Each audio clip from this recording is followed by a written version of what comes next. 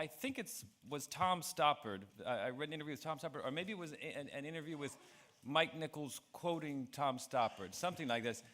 But it was Tom Stoppard saying that when he starts a play, he starts it not when he has an idea for a play, but when he has two different ideas that he mixes together. They crash into each other, and then he's got something to work with. I hope that I'm not misquoting him or misrepresenting his views, but that's what I feel like I tend to do. And Jason and Roman and I, we started this project with an idea to do a story.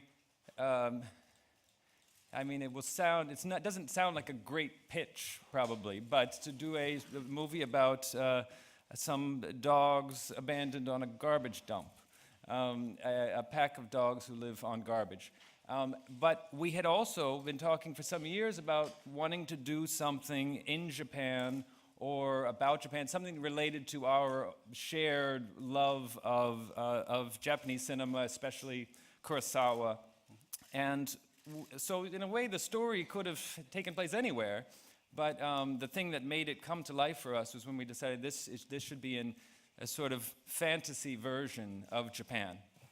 Most of the actors here are people who I either have worked with before or have loved for years. And you know, in a way, I feel like this group of people and others is the first list we made. Jason and Roman and I, and Kun too, when Kun joined us on the project, of who we would like to have in the movie. And one thing about an animated movie is you can't really say not available. You know, and so we say, well, we can do it any time.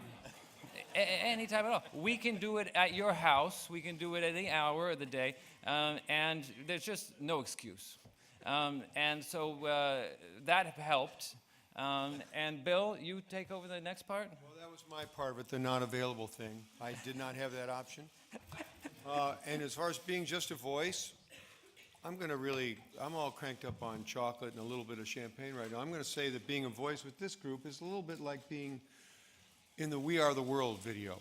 I think these are some of the great voices of cinema, and I'm very happy to be singing, even if I just get one verse. You know, most of the challenges are sort of fun challenges.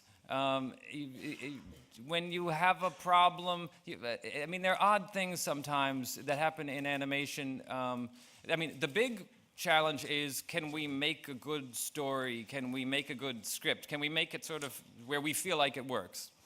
Once you have that, with animation, there are peculiar problems that you don't have in other forms, like for instance, it turns out this puppet doesn't really smile. Now what? You know, and you know, that could be like 2.5 years into the process. Suddenly you're faced with that, and there are many little things like that come along the way, are big. I mean, not smiling could be a big deal if it's important to the scene. But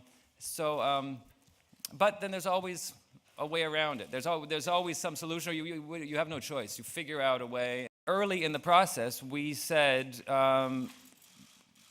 we need to invent the politics of this city.